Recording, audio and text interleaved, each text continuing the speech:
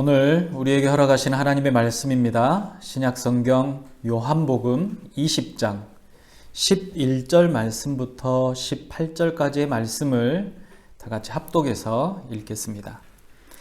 마리아는 무덤 밖에 서서 울고 있더니 울면서 구부려 무덤 안을 들여다보니 흰옷 입은 두 천사가 예수의 시체 누웠던 곳에 하나는 머리편에 하나는 발편에 앉았더라.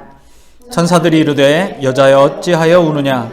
이르되 사람들이 내 주님을 옮겨다가 어디로 두었는지 내가 알지 못함이니이다.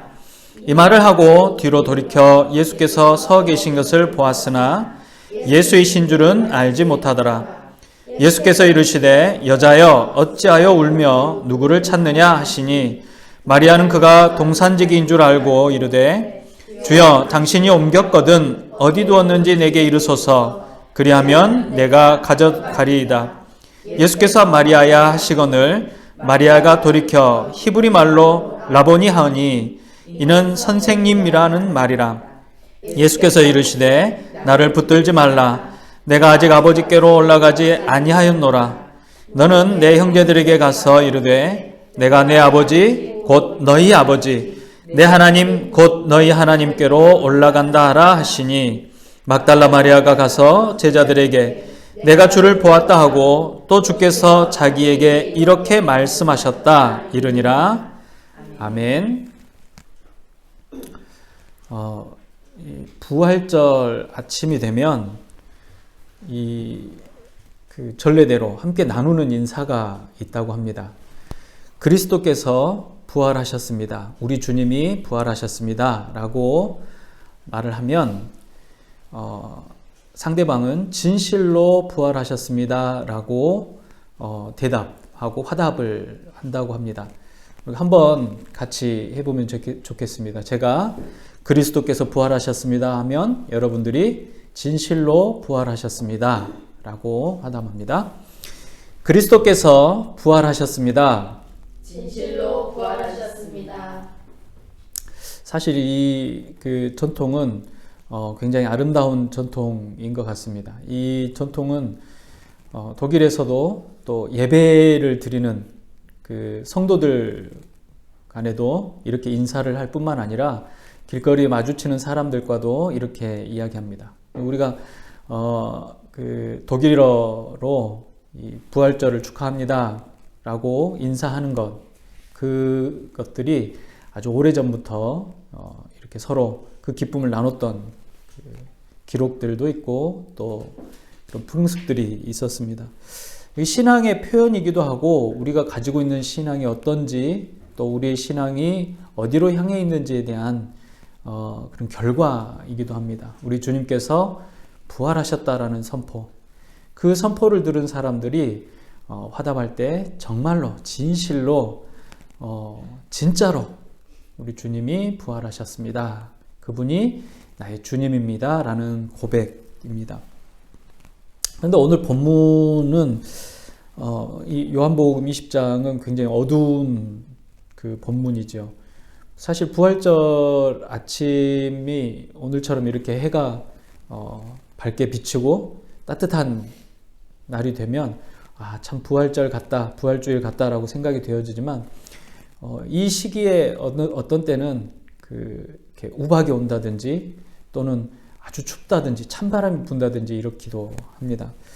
오늘 이 요한복음의 이 본문에 나와 있는 그 장면을 보면 조금 어둡고 무겁고 어떤 의미에서는 조금 차가운 그런 느낌까지 들죠. 그 이유가 이 본문이 시작되어지는 부분이 그렇습니다. 한 여인이 무덤가에서 슬프게 울고 있습니다. 이 여인은 사랑하는 사람을 잃은 슬픔으로 인해서 울고 있는 겁니다. 그러니까 생명이 있는 것들, 그러니까 생명이 있어서 호흡하는 것들, 탄생과 함께 죽음을 향해서 달려가고 있다라고 해도 과언이 아닙니다. 불변하는 것, 변하지 않는 진리가 바로 이것이죠. 생명이 있는 것은 반드시 죽음을 향해 달려간다는 겁니다. 이것은 언제나 자연스러운 일입니다. 죽음 앞에서는 그 사람이 부자이건 가난한 자이건 젊거나 어리건 또 나이가 많든지 적든지 또 그가 백인이든지 흑인이든지 혹은 황인이든지 또 어떤 종교를 가지고 있든지 그 어떤 존재이든지 죽음을 피할 수가 없습니다. 그 죽음을 잠을 자는 것처럼 평화로울 수도 있습니다. 또 그 죽음이 모든 사람들이 놀라고 당혹스러울 정도로 황당할 수도 있습니다. 화재나 재난으로 인해서 갑작스럽게 일어날 수도 있고 또 잔인한 죽음이 될 수도 있습니다. 우리 모두는 이러한 죽음을 향해서 달려가고 있습니다. 그 죽음을 맞이하는 방식과 방법과 모양이 각각 다를 뿐이지 우리 모두는 다 죽음을 향해 가고 있습니다. 우리 이전의 세대가 그래왔던 것처럼 우리 또한 그렇습니다. 아무리 사랑하는 사람, 아무리 함께하고 싶은 사람이라도 어떤 순간이 오면 어떤 시간이 되어지면 헤어질 수밖에 없다라는 것입니다. 가족이나 사랑하는 이 죽음 앞에서 어떤 사람이 이 사람의 죽음은 좋은 죽음이다, 호상이다 라고 말할 수 있겠습니까? 예전 어른들은 나이가 많아서 돌아가시면 이분이 천수를 누렸다. 하늘에서 준 시간을 다 보내고 이제 그 시간을 맞춰서 자연으로 돌아갔다라고 표현하고 좋은 상이다, 호상이다 라고 표현을 합니다. 그러나 그 돌아가신 분들의 가족들에게 그분이 100살이든 150살이든 200살이든 그분의 죽음은 결코 좋은 죽음이 될 수가 없습니다. 슬프고 아프고 고통스럽고 혹은 죽는 사람에게도 마찬가지일 수 있습니다. 사랑하는 이의 죽음 앞에서 우리는 늘 할 말을 잃고는 하죠. 저도 장례를 집례하기 위해서 이 죽은 자 앞에 또는 죽음을 맞이하는 가족들 앞에 섰을 때 언제나 마음이 무겁고 힘들었습니다. 고민되고 답답합니다. 어떤 말로 위로를 해야 될까? 어떤 위로가 정말로 이들에게 위로가 될까? 그런데 사실 어떤 말로도 위로가 되지가 않습니다. 그 슬픔은 온전히 개인의 몫이 되어버리고 많은 것을 경험을 합니다. 그래서 목회자가 줄 수 있는 유일한 우리 주님의 마음, 주님이 얼마나 이 가정을 사랑하시고 얼마나 그 돌아가신 분을 기뻐하시는지, 그 인생 가운데 하나님 어떻게 인도하셨고 그 슬픔과 고난을 이제 멈추고 하나님과 영원한 생명 가운데 함께 하고자 하시는지를 설교하곤 했습니다. 사실 어떤 말을 잘한다고 해도 위로가 되지 않는다라고 했죠. 오히려 그분들을 아프게 하는 또는 힘겹게 하는 말이 될 수도 있었을지도 모릅니다. 그러나 그 슬픔 가운데 함께 할 수 있는 것, 그러니까 그분들이 눈물 흘릴 때 같이 눈물 흘리고 그들이 아파할 때 그 아픔을 옆에서 묵묵히 지켜봐 주는 것, 그리고 위로한다라고 말하고 옆에 있지만 사실 위로가 되지 않은 것도 알지 않습니까? 그러면서도 함께 있어주는 것만으로 어쩌면 우리가 할 수 있는 것의 전부인지도 모르겠습니다. 근데 오늘 이 무덤 안에, 그러니까 무덤가에서 슬프게 울고 있는 마리아는 사실 이 죽음을 기억하고 죽음을 기념하고 죽음을 바라보는 누군가가 주변에 없습니다. 지금 이 본문상에 나타난 마리아는 누군가가 옆에 함께 하지 않고 혼자 있는 것처럼 쓰여져 있죠. 막달라 마리아가 과연 어떤 사람인가? 마리아라는 인물을 성경은 여러 곳에서 말합니다. 근데 예수님의 어머니의 이름도 마리아이지 않습니까? 근데 마리아가 왜 여러 명인 이유는 그 당시에 이름을 짓는 방식이기 때문에 그렇습니다. 어떤 이름이 중복이 되는 이름들이 많죠. 어떤 이름이 중복이 됩니까? 좋은 이름들. 그 이름을 가지면 좋겠다라고 생각했던 이름들. 또는 믿음이 좋은 조상이나 믿음이 좋은 가족들의 이름을 그대로 물려받는 경우가 많았습니다. 그래서 이 신약 성경에 나오는 마리아라는 인물만 해도 몇 명 되죠. 근데 오늘 이 장면에 나오는 마리아는 막달라 마리아로 생각이 되어집니다. 이 막달라 마리아는 7 귀신이 들렸다가 예수님께서 쫓아내신 이후에 자신의 소유로 예수님과 제자들을 잘 섬겨왔던 여인입니다. 특별히 그녀는 예수님께서 십자가 형벌에 처해서 죽으셨을 때 곁에 있었던 사람 중에 한 사람이었고 무덤에 묻히는 모습을 지켜보았던 사람이기도 합니다. 그럼 그녀가 안식 후 첫날 이른 아침에 아직 어두울 때입니다. 무덤에 옵니다. 무덤에 온다라는 것은 내가 사랑하는 사람, 내가 존경하는 사람이 돌아가셨기 때문에 그것을 슬퍼하고 애도하기 위해서 오는 것이 아니라 풍습에 의해서 향품을 바르기 위해서 찾아온 것이죠. 근데 무덤에 왔는데 그 무덤에 오는 길, 또 무덤에 오는 시간이 사실은 여자 혼자 오기에는 쉽지 않은 길이고 쉽지 않은 시간이었다는 겁니다. 아침에 일찍 길을 나서서 무덤에 도착을 합니다. 이 무덤까지 오는 길에 그 무덤을 지키고 있는 로마의 군사들이 많을 것을 이미 알고 있습니다. 우리가 이 신약 성경을 연구하는 학자들은 그 당시에 예수님을 지켰던 이 무덤에 3개의 조가 편성이 돼서 번갈아 가면서 무덤을 지켰다라고 이야기를 하죠. 그러니까 로마의 병사들이 어떻게 지키고 어떤 것들을 행하는지를 알고 있는 그 당시에 마리아는 군인들이 많은 그 무덤을 여자 혼자 가고 있다라는 겁니다. 뿐만 아니라 지금 이 무덤으로 가고 있는 그 당시에는 유대인들의 아주 큰 명절, 유월절을 지키기 위해서 정말로 각 처에서 많은 사람들이 예루살렘으로 몰려 들어왔을 때입니다. 그 많은 사람들이 예루살렘에서 숙소를 구할 수가 없고 자신들이 머물 수 있는 곳을 구할 수 없기 때문에 그냥 보이는 곳, 쉴 수 있는 곳, 그 텐트를 펼칠 수 있는 곳, 지붕을 가릴 수 있는 곳, 그러니까 하늘을 가릴 수 있는 어떤 곳이든지 사람들이 노숙을 한다라고 표현할까요? 아니면 텐트 생활을 한다고 표현할까요? 이 예배를 드리기 위해서 온 많은 사람들이 그곳에 있었다라는 겁니다. 그들 중에는 전혀 이 문화와 그 유대인의 문화가 낯선 사람들도 함께 있었을 거라고 생각이 되어집니다. 성전 벽 근처 허름한 오두막집, 잠을 자고 있던 사람들이 자신에게 어떤 해를 가할지, 또는 밤새도록 술에 취한 사람들이 자기 만났을 때 자기가 어떻게 해야 될지 얼마나 두렵고 무서웠을까라는 생각이 들어집니다. 그런데 그러한 것들을 다 뒤로 하고 주님의 십체가 놓여있던 장소로 올라온 겁니다. 자신의 영혼과 육체를 귀신의 사슬로부터 구해주신 예수님에 대한 그녀의 사랑이 얼마나 컸는지, 그 예수님의 마지막 가시는 길, 그 관습을 지키기 위해서 행했던 그 걸음이 얼마나 숭고한지를 볼 수 있는 장면입니다. 이 7 귀신이 들렸다가 정상이 된 이 여자 마리아는 주님을 굉장히 고맙게 생각했을 겁니다. 그가 그녀의 인생을 완전히 구원하신 것이죠.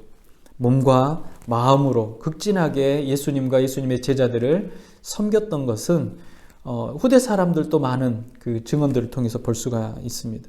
근데 그 막달라 마리아가 자신이 어떤 존재인지, 또 자신에게 어떻게 구원이 임했는지, 자기에게 오신 분이 누구신지를 계속 따라다니면서 들었고 또 그 마음 가운데 새겼을 것이라는 것을 우리가 잘 알 수 있지요. 그런 사람이 바로 막달라 마리아였습니다.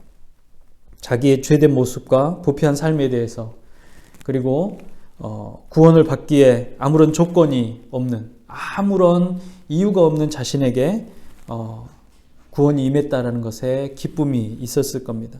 그런데 어떤 사람들은 이러한 자기에게 오는 이 육체적인 회복이나 또는 영적인 회복에 관련해서 더 이상 감사를 또는 찬양을 하지 않는 자들도 많았습니다. 우리가 알다시피 예수님께서 십자가에서 돌아가실 때 예수님의 제자들, 예수의 제자들이 그 그 십자가 주변에 예수님의 그 사망하심을 슬퍼하거나 그곳에 머물려고도 하지 않았습니다. 정말로 비겁한 모습들이었죠. 가장 수제자였던 사람들이 가장 멀리 도망가 버렸죠. 또 가장 아끼던 제자들은 그곳에 나타나지도 않았다라는 겁니다.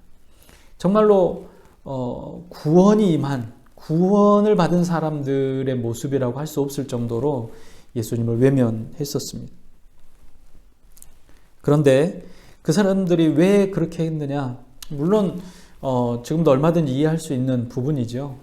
사람이기 때문에 그렇습니다. 우리는 연약한 존재이고 그 연약함이 우리를 나약한 모습으로 만들 수도 있습니다.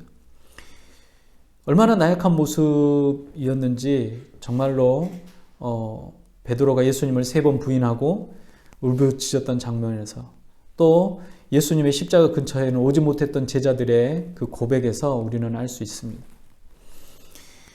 그런 이들에게조차 우리 주님은 내가 너희를 위해서 십자가에 못 박혔다라고 말씀하시고 십자가를 지셨다라는 겁니다. 그리고 하나님의 나라를 선포하십니다. 물론 이들이 바로 죽음의 환경과 죽음의 공포를 극복하고 하나님의 나라를 선포한 것은 아닙니다. 이 이후에 예수님을 다시 만나고 성령님이 함께 하시면서 그들의 삶이 바뀌고 변화가 되죠. 그러나 어쨌든 구원받은 백성들의 삶은 그 구원의 은혜 아래 하나님의 나라를 선포하는 것으로 삶이 드려지는 것을 볼 수가 있습니다.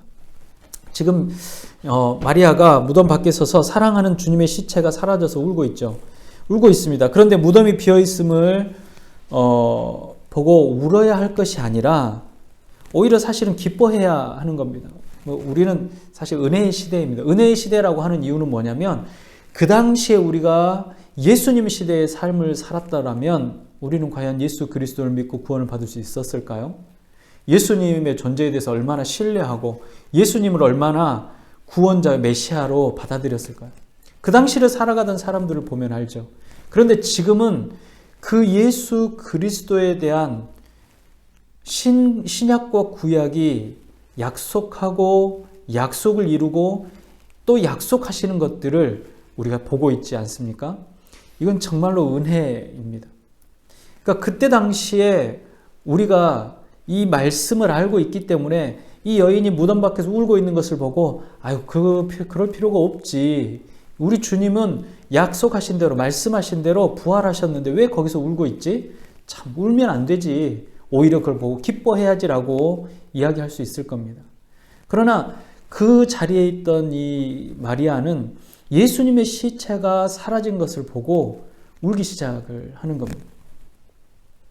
주님의 시체가 무덤에 그대로 있었더라면 사실 정말로 그녀가 울어야 했지만 반대로 시체가 없어서 울고 있다는 것이죠. 이것은 우리가 지금은 이렇게 이야기를 할 수가 있죠. 그러나 현장에 있던 마리아에게는 그럴 수 없는 사건이었다라는 거죠.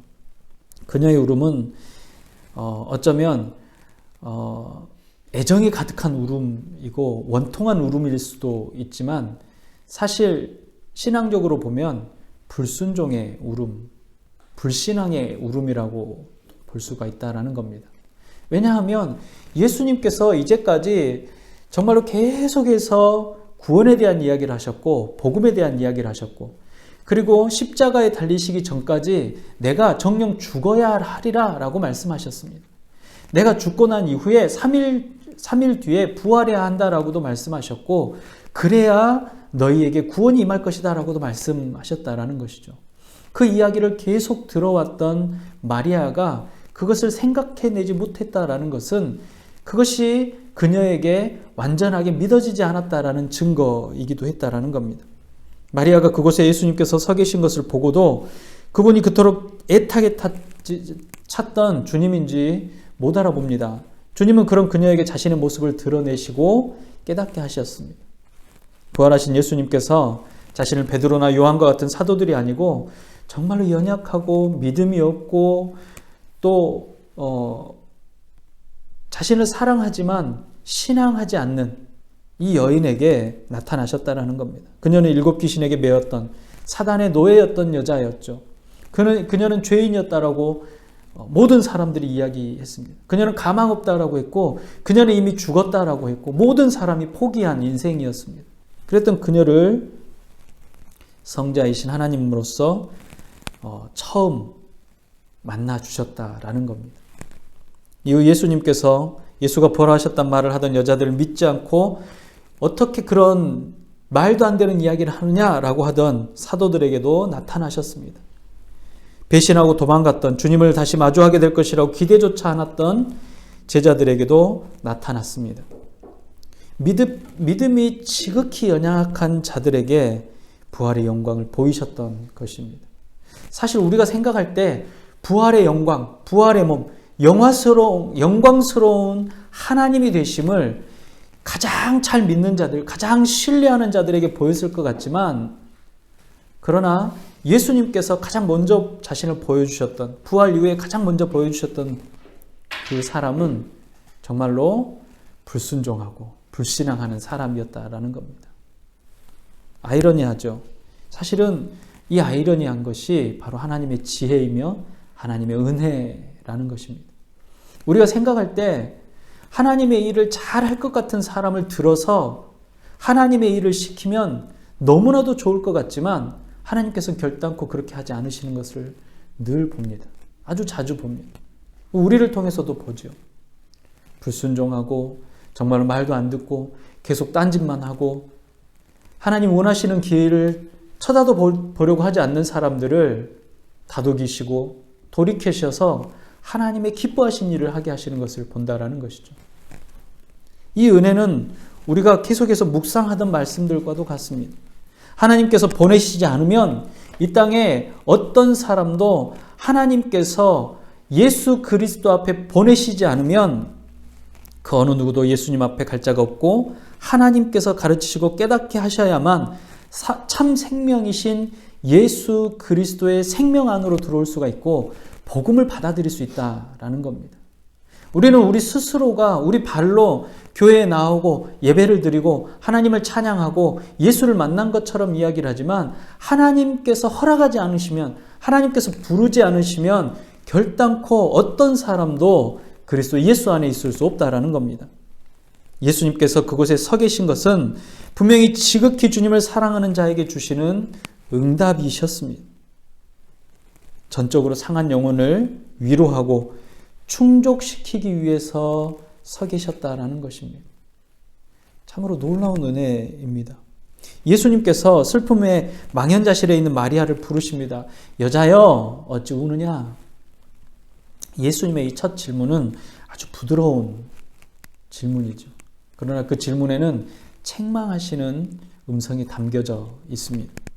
예수님의 이 첫 번째 질문은 너는 절망하거나 슬퍼하는 대신 기뻐해야 되지 않겠니? 그리고 또 물으셨습니다. 누구를 찾느냐? 이 두 번째 질문은 훨씬 더 책망하며 질책하십니다. 훨씬 더 엄중한 질문입니다. 내가 죽은 자 가운데서 찾고 있는 그가 누구냐? 사망하는 자, 죽어있는 사람, 멸망하는 그 어떤 것 중에 네가 찾고 있는 그 존재는 누구냐라는 겁니다. 너는 십자가에 못 박히신 분이 생명의 주인이심을, 부활이요 생명이심을, 그리고 목숨을 다시 얻기 위해 목숨을 버리신 이심을 잊었느냐라고 물어보시는 겁니다. 그녀는 참으로 열렬하고 사랑이 깊었음에도 불구하고 그토록 자주 들어왔던 우리 주님의 말씀을 잊고 있었던 것입니다. 너는 누구를 찾느냐? 흘러넘치는 슬픔의 근원이 무엇이냐는 겁니다. 왜 울고 있느냐? 네가 누구를 찾고 있느냐? 너의 울음의 근원이 무엇이냐? 무엇 때문에 울고 있고 네가 찾고 있는 것이 무엇이냐는 것을 예수님께서 부활하신 이후에 가장 연약한 자에게 물으셨다라는 겁니다. 이 넘치는 슬픔과 이 질문은 오직 그리스도를 진실로 발견할 때야만 비로소 진정될 수 있는 것입니다. 예수님께서 다정하게 마리아야 하고 부르셨습니다. 먼저 여자여라고 부르셨을 때 그가 여자여라고 부르셨다라는 것은 하나님의 피조물에게 하신 말씀입니다. 하나님의 피조물인 마리아에게 여자여 라고 말씀하시고 그녀를 마리아라고도 부르셨죠. 마리아야 라고 부르셨다라는 것은 구세주로서 그가 구속하신 자 중에 하나에게 말씀하신 것입니다. 그러니까 이 땅의 피조물들 중에 마리아를 부르시고 그 마리아를 구속자 되신 권한으로, 권력으로, 능력으로 그녀를 부르셨다라는 것을 뜻합니다. 요한복음 10장 3절에 이런 말씀이 있습니다. 문지기는 그를 위하여 문을 열고 양은 그 음성을 듣나니 그가 양의 이름을 각각 불러 인도하여 내느니라. 요한복음 10장 3절입니다. 주님께서 마리아의 이름을 부르신 것은 그녀가 바로 주님의 양이었으므로 양은 그의 음성을 듣게 된 것입니다. 또 이사야 43장 1절을 보십시오. 야곱아 너를 창조하신 여호와께서 지금 말씀하시느니라. 이스라엘아 너를 지으신 이가 말씀하시느니라. 너는 두려워하지 말라. 내가 너를 구속하였고 내가 너를 지명하여 불렀나니 너는 내 것이라. 창조주이신 주님께서 그를 주권적으로 그 어떤 누군가의 간섭이나 그 어떤 누군가의 필요에 의해서가 아니라 오직 우리 주님 예수 그리스도의 주권적인 권한으로 부르셨다라는 겁니다. 그제서야 그녀는 몸을 돌이켜서 부활의 주님을 향해서 말합니다. 나의 하나님이라고 고백합니다. 자, 이 장면에 막달라 마리아는 슬픔과 고통 가운데 우는 자였다가 이제 예배자로 바뀝니다. 기독교는 생명 있는 살아있는 종교입니다. 예수님께서는 무덤에서 벌써 살아나셔서 이 여인 뒤에 있었는데 이 여인은 집요하게 죽은 자 가운데서 찾고 있었던 것입니다. 우리도 이 여인처럼 죽고 썩고 냄새나는 것들만 찾고 있지는 않는지, 일평생을 썩어질 것을 위해서 허비하고 있지는 않는지, 우리가 사랑하며 애타게 찾고 있는 것이 결국 죽고 썩으면 냄새가 가득하고 사라질 것인지를 기억해내야 한다는 것입니다. 아니면 참다운 생명의 주님을 찾고 있는지 말입니다. 우리는 해마다 부활주일을 맞이합니다. 해마다 부활주일을 맞이하면서 부활의 주님을 찬양합니다. 우리가 1년 365일을 예배를 드립니다. 하나님을 찬양합니다. 나의 구원을 선포하신 주님을 찬미합니다. 그리고 그 구원의 은혜 가운데 하나님의 나라를 선포한다라고 합니다. 그러면서 우리의 삶이 내가 주님을 사랑한다라고 하면서 내가 주님을 목숨을 바쳐 사랑한다고 하면서 썩어지는 것, 냄새나고 부패하는 것들을 향해서 달려가고 있지 않는지 생각해야 한다는 것입니다. 하나님께서 약속의 땅에서 당신과 영원토록 함께 하시기 위해서 그 백성을 부르셨습니다. 그 부르심이 우리로 부활의 주님을 만나게 하십니다. 부활의 아침에 주님께서 창조의 주인으로 구원의 주인으로 우리를 부르셨습니다. 우리의 죄가 너무나도 붉고 씻을 수 없지만 아무런 조건 없이 구원의 은혜를 주신 주님을 위해 우리는 무엇을 해야 합니까? 이미 부활해서 사라진 예수님의 자리를 찾아서 달려가는 겁니까? 그것을 확인하는 겁니까? 썩어져서 없어지는 것들, 냄새나는 것들을 향해서 여전히 우리의 걸음이 멈추지 않습니까? 우리는 하나님과의 관계를 회복해야 합니다. 이미 충만함으로 임재하시는 성령님의 역사가 우리의 삶 가운데 있습니다. 이것은 우리의 고백입니다. 고백이 되어야 하고 고백입니다. 그리고 앞으로의 고백이 되어져야 합니다. 성령님이 우리와 함께 하셔서 이 고백이 내 삶에 늘 입술의 고백이 되고 삶의 고백이 되어져야 한다는 겁니다. 그러려면 우리 주님의 부활을 기억해야 합니다. 기념해야 합니다. 이미 살아나셨고 부활하신 주님입니다. 여전히 무덤에 머물러 계시는 것이 아니라, 여전히 죽은 자 가운데 계시는 것이 아니라, 여전히 썩어질 육체로, 썩어질 것으로, 냄새나는 것으로 계시는 것이 아니라, 영원한 생명으로 부활하신 주님을 기억하는 것입니다. 그 주님이 피조물인 여러분들을 부르셨습니다. 그 주님이 주권적인 은혜로 구원에 초대하셨습니다. 복음으로 여러분들을 부르셨다라는 것입니다. 죽거나 부패하며 썩어질 없어질 것이 아니라 우리가 찾아 헤매는 것은 바로 생명입니다.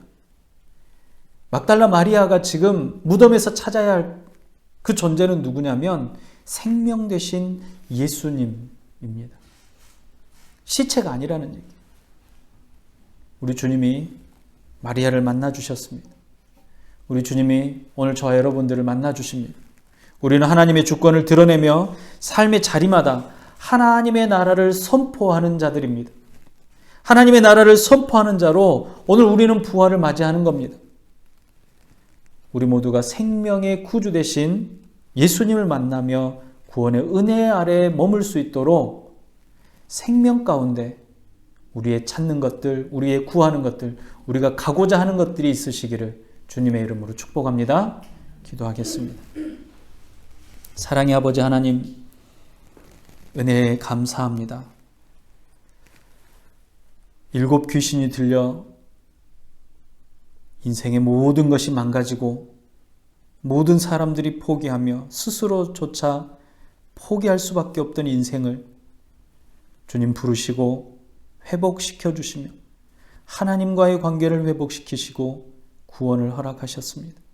부르실 때에 그 음성에 화답하며 나아갈 때에 주의 부르심을 확신하고 나아가는 주의 백성들이 되도록 주님 우리를 지혜롭게 하시며 명철하게 하시고 또 그 심령 가운데 성령님 역사하셔서 깨달아지게 하여 주시옵소서.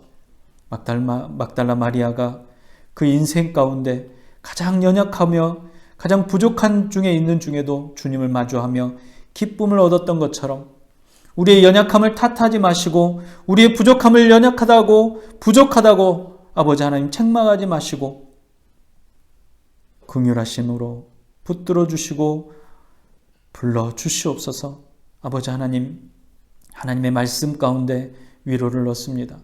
생명이 되시는 주님께서 오늘 부활의 아침에 모든 믿는 자들의 부활이 되셨사오니 그 부활이 우리에게도 있게 하여 주시옵시고 주님 만나는 그날 부활의 몸으로 주님과 기뻐함으로 만날 수 있게 하여 주시옵소서. 이 땅에 사는 날 동안 하나님의 나라에 하나님의 백성으로 하나님의 나라를 선포하는 삶을 살아가는 주의 백성들이 다 될 수 있도록 인도하여 주시옵소서. 아버지 하나님, 이 아침에도 힘겹고 아파하는 우리들의 이웃들이 있습니다. 그 썩어질 것들을 향해서 무너지는 것들을 향해서 슬퍼하며 안타까워하는 마음들도 있습니다. 그러나 아버지 하나님, 그곳에서 생명 되신 주님을 발견할 수 있도록 허락하여 주시옵소서. 그 현장에서 부활의 주님을 마주할 수 있도록 허락하여 주시옵시고 죽음의 현장 가운데 생명을 발견하는 역사가 있도록 허락하여 주시옵소서. 아버지 하나님, 오늘도 우리 안에 기쁨을 주셔서 감사합니다. 이 기쁨이 우리 안에 우리의 삶 가운데 있게 하여 주시옵시고 우리를 만나는 모든 사람들 가운데 전염되어지는 역사가 있도록 허락하여 주시옵소서.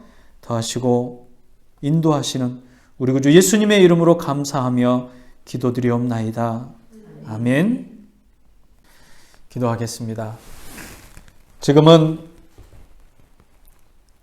사망과 죽음을 떨치시고 생명이요 부활의 열매요 모든 근원이요 본질이 되시며 주권자 되시는 우리 구주 예수 그리스도의 은혜와 하나님 아버지의 무한하신 사랑하심과 성령님의 감화, 감동, 위로 교통 충만케 하시는 은혜가 우리의 존재를 인식하고 그럴 수 없음에도 불러주심에 감사함으로 화답하며 성령님을 의지하며 하나님의 백성으로 부활의 기쁨을 누리며 하나님의 나라를 선포하는 자들로 살기를 다짐하며 결단하는 주의 모든 백성들의 머리 위에와 각 가정과 지역과 교회 위에 사랑하는 우리들의 이웃들의 머리 위에 이제로부터 영원토록 함께 있을지어다. 아멘.